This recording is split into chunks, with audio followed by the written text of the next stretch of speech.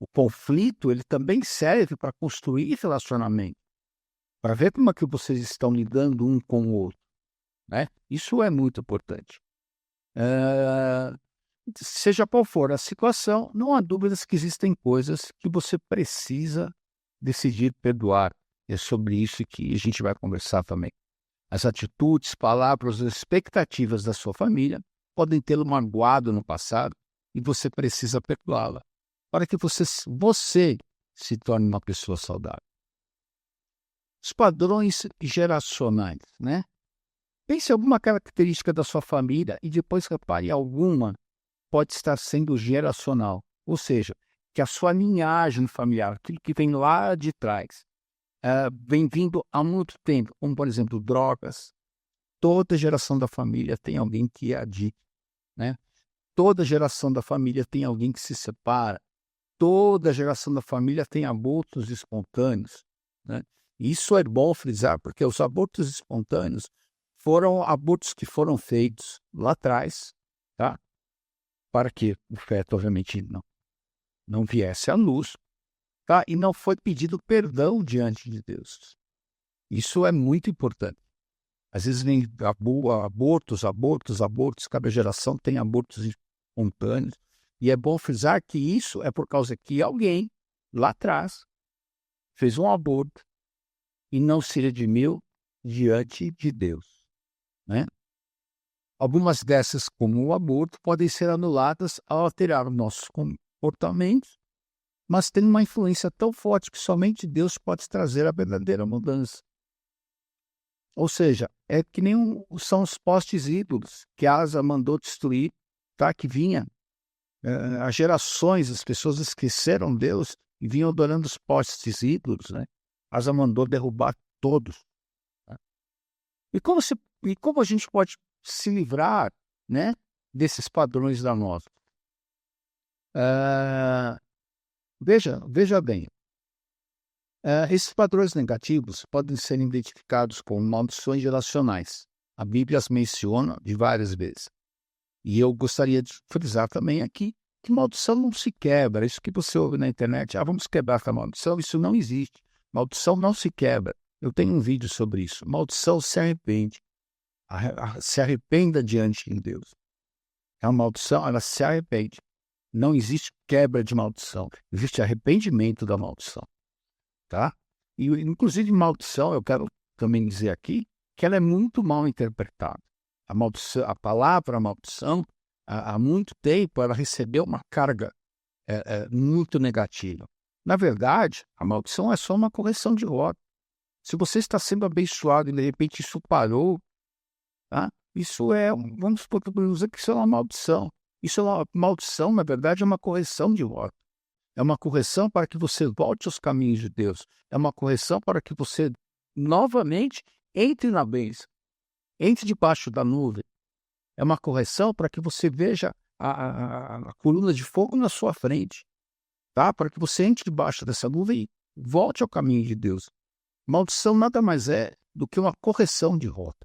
Só que, infelizmente, ela recebeu uma conotação muito negativa através dos anos, né?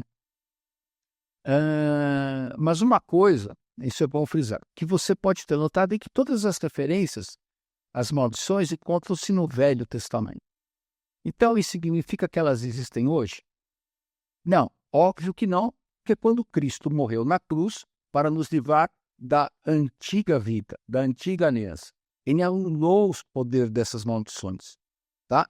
Como está escrito em Romanos 8:1, nenhuma condenação para os que estão em Cristo Jesus.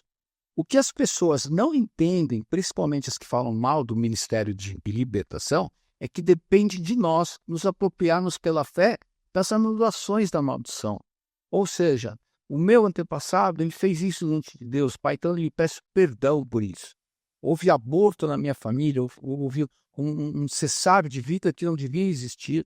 Então, eu lhe peço perdão, Pai. Venha com o seu perdão sobre a minha vida, venha com o sangue de Jesus sobre a vida da minha família. É isso, né? O que eu queria dizer para vocês é o seguinte, o que as pessoas não entendem é que falam mal, é que depende de nós nos apropriarmos pela fé Não adianta nada. Olha, eu até pus esse exemplo. Essas maldições, no caso, nos causam uma cegueira espiritual, no qual acabamos nos conformando com as aflições decorrentes, achando que a vida é assim mesmo e que é tudo normal, né? Essa libertação é a vida abundante que Jesus fala que veio trazer. Se você não toma posse, é como você ter US$ 1 milhão na conta e não usufruir dele, tá? O que a libertação faz, né? Não é expulsar demônio. Isso aqui não é um ministério do sai-sai, tá? Isso é o ministério de você de quebrarmos a sua cegueira espiritual, tá? Abrir os olhos para o que Jesus fez. Porque às vezes a pessoa tem uma vida tão sofrida, foi o que eu falei, as pessoas vivem achando que todos esses problemas, essas coisas são normais. E acaba não tomando posse daquilo que Jesus fez. Sabe? Por quê? Porque o diabo ele tomou conta de tal forma da igreja que 98% acham que Jesus morreu na cruz para encher o seu bolso de dinheiro, para você ser milionário. Não. Jesus veio para que você seja transformado, curado, liberto, para que você tenha essa vida abundante, para que você possa dar com a cabeça erguida, para que você seja livre de tudo isso. É para isso que Jesus veio. E você precisa tomar posse disso. Se você não tomar posse, você não irá usufruir de toda essa vida abundante que Jesus fez, que Jesus trouxe, através da morte na cruz. Eu te falo, deixe Jesus libertá-lo de qualquer coisa que você reconheça como seja maldição geracional. E como reconhecer esses padrões geracionais em sua família? Existem outros que não são mencionados aqui, né? Mas que são sintomas de maldições geracionais na sua família. Histórias de crise mental ou emocional, história de adultério ou divórcio, como eu disse, história da perda de fetos, abortos não provocados ou esterilidade, história de insuficiência financeira contínua, uso de drogas. Como eu disse antes, para muitos é fácil aceitar esses sintomas como algo normal da vida. Alguns vivem de tal forma que parece tomá-los para si, quando na realidade a maneira como vivem identifica-se com a maldição, né? É importante que você reconheça que há sintomas que apontam para essas maldições na sua vida, para que sejam anuladas por meio da oração, como eu disse, né? Essas maldições elas têm que haver um arrependimento, volto a repetir, sobre arrependimento, sobre oração, sobre pedir para que o Senhor venha sobre a sua vida com libertação. Maldição é isso, maldição não se quebra, tá? Não deixe se enganar, né? Satanás usa as maldições em nossas vidas diárias para matar, roubar e destruir as bênçãos de Deus, para que ele quer te envolver, para que você viva nessa mentira e que sua vida é essa mesmo, tá? Você tem que tomar posse daquilo que Jesus veio trazer, tá?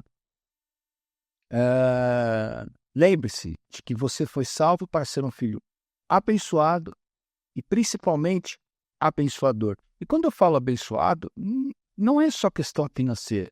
Se vier a questão financeira, muito bem, mas o que eu falo de uma pessoa abençoada é de você ser uma pessoa transformada, liberta, curada, de olhos abertos, conhecer a vida, né? Aproveitar essa liberdade que Jesus trouxe, né? Não uma pessoa amarga, que não consegue enxergar aquilo que Jesus fez na cruz, né?